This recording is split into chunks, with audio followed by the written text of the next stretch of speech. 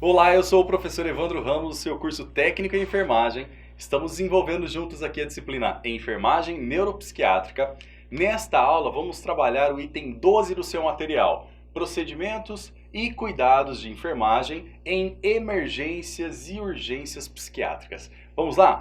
Bem, eu quero que você entenda que urgências e emergências psiquiátricas elas podem ser definidas de algumas maneiras importantes, como por exemplo, qualquer tipo de alteração de natureza psiquiátrica, ok? Que ocorram alterações do estado mental, tá claro? E, obviamente, resultem em algum risco, tanto que pode ser para o paciente, para os profissionais, para as pessoas no seu entorno atual e significativo também, que pode ser de morte ou talvez até uma injúria grave, uma agressão, por exemplo, física, ok? Para o paciente, para terceiros e que sempre vai necessitar de uma intervenção terapêutica imediata. E isso é uma situação psiquiátrica, ou seja, uma urgência e emergência psiquiátrica, ok? Então pode acontecer na prática profissional de nós trabalharmos em pronto-socorro, nós trabalharmos em um posto de saúde, em uma unidade 24 horas, dentro de um hospital, em qualquer uma das clínicas, por exemplo, dos setores, e termos um paciente com um transtorno mental que desenvolva, por exemplo, um quadro de crise, por exemplo, que vai caracterizar como um momento de emergência ou urgência psiquiátrica, ok? Bom, as definições então relacionadas às emergências psiquiátricas, elas sugerem ainda uma presença de uma perturbação urgente e grave de conduta relacionado também a afeto, relacionado também ao pensamento, bem como um enfrentamento adaptativo. Então, um momento de crise pode gerar esse transtorno literalmente.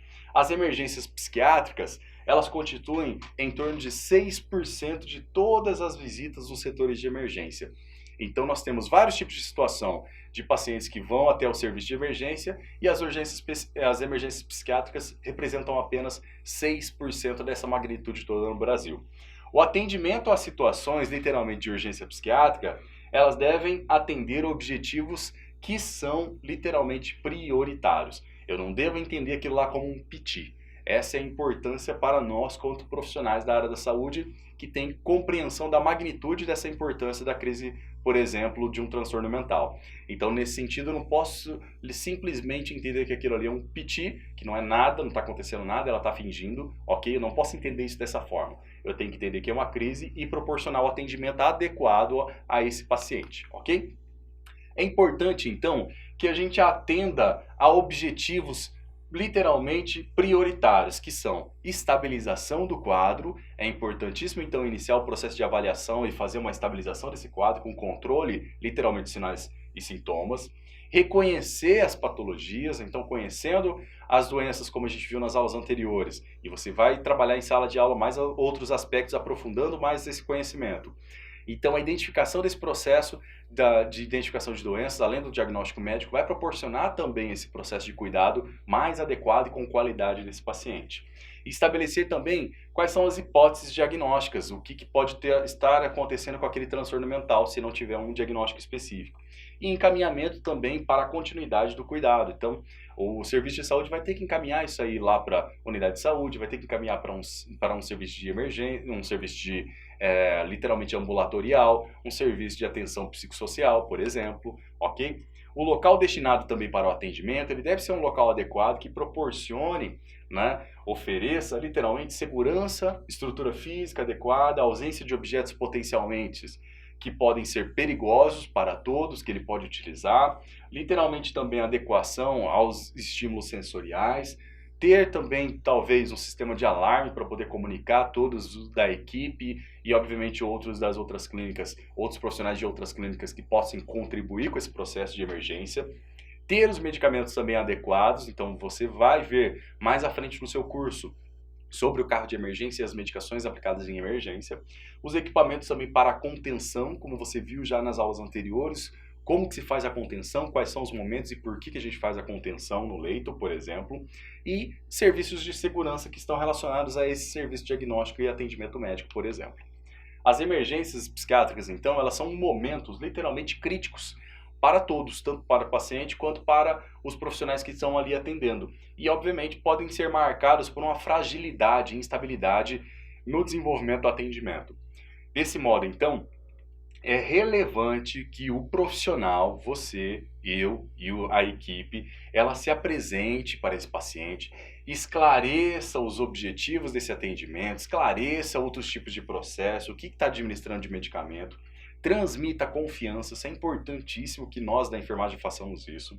Segurança também, consistência nas suas ações. Então é importantíssimo que a gente faça as nossas ações com embasamento teórico e científico. Não faça de uma certa maneira que possa ser entendido que você está fazendo de qualquer jeito. Então tudo tem um procedimento na enfermagem e é importantíssimo que nós profissionais não façamos emissão de julgamentos pessoais. Ok? Ela está em crise, ela pode ter uma doença, ela pode estar depressiva, ela pode ter um transtorno.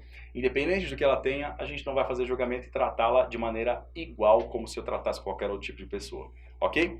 Bem, outro tipo de questão importante é que as alterações do estado mental do cliente, elas podem dificultar também a comunicação. Então, nesse sentido, tá, deve-se expressar literalmente lá para o paciente sempre com clareza. E a gente vai ter que ter certeza que o paciente está entendendo o que você está querendo transmitir. Comunicação, lembre disso, comunicação é o que a pessoa ouve, não o que você fala.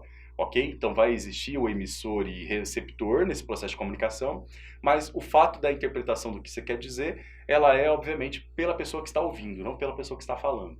Então nesse sentido, sempre trabalhe com clareza nas informações, cheque para ver se ela entendeu mesmo o que você disse, ok? Evite expressões ambíguas, que não fiquem muito claras, que não trazem clareza. Abstrações, por exemplo, bem como utilizar de perguntas e respostas claras e diretas. É importantíssimo a gente fazer isso como na prática, ok? O tempo destinado a essa avaliação inicial do cliente, ele deve ser limitado, não posso levar horas para fazer esse atendimento. Então, ele deve ser específico para justamente incluir um processo de avaliação física, um processo da avaliação mental, um processo também da avaliação relacionada a questões de ingestão de substâncias tóxicas, ou substâncias químicas que podem ter sido feitas. Então, esse processo de avaliação inicial, diagnóstico, para o diagnóstico, histórico para o diagnóstico, ele vai ser completo justamente para trazer e proporcionar todo esse tipo de questão para definição do diagnóstico e também definição da terapêutica adequada. Quais são as situações encontradas, então, nessas questões e situações de urgência e emergência, professor? Comportamento agressivo. Geralmente você pode encontrar pacientes com transtornos mentais com comportamento agressivo.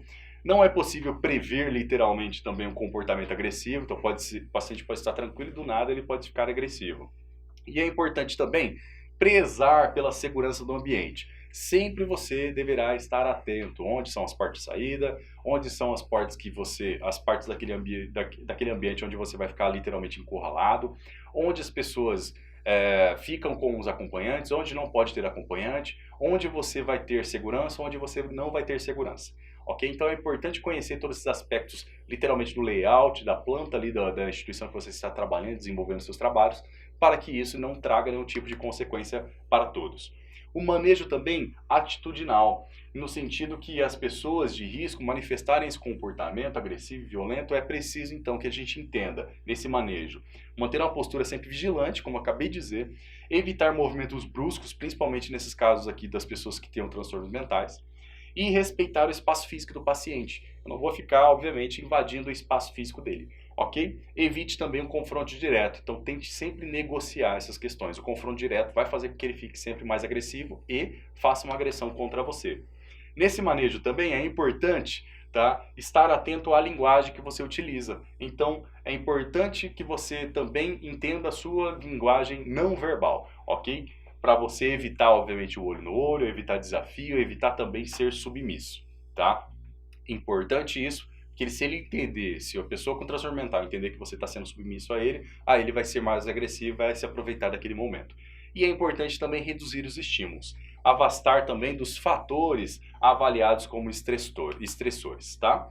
Utilizar sempre uma linguagem simples nesse manejo também, elevar o tom de voz, tá? Se for necessário, justamente para passar um comando, passar uma voz, passar um comando, passar uma ordem, orientar o paciente se for preciso. E é claro que a gente não vai ficar gritando com o paciente. Elevar o tom de voz significa para ele entender o que você está dizendo se for uma ordem, por exemplo, nesse momento de crise. Ok? E evitar também confronto direto. literalmente. Isso é bastante importante, tá? Estabelecer os limites também e contratos aí com o paciente de maneira respeitosa. Olha, me permite fazer isso aqui, porque aí eu te permito, por exemplo, a fazer isso. E permite a fazer isso, que eu permito fazer isso. Então, nessa negociação é importante também nos pacientes em crise. O manejo verbal é importante que eu faça estimulação de expressão verbal de sentimentos, ok? É importantíssimo esse processo. Focalizar no assunto específico que você está fazendo, auxiliar o paciente também a reconhecer a realidade. É importante falar para ele, olha, você não está bem, você está tendo uma crise aqui, olha só o que você está causando. É importante a gente mostrar a realidade para o paciente, não fazendo julgamento, mas é importante mostrar a realidade, ok? Assegurar também ao paciente que você pretende ajudá-lo e, obviamente, não quer prejudicar ou causar alguma agressão a ele. É importante também nesse manejo verbal que a gente evita ceder a testes. O paciente ele sempre vai querer fazer algum teste com você. Então evite ficar cedendo a testes, desafios, manipulação, bem como também evitar promessas. Você não vai fazer promessas que você não consiga cumprir. Isso é importantíssimo nesse manejo, principalmente nas emergências, ok?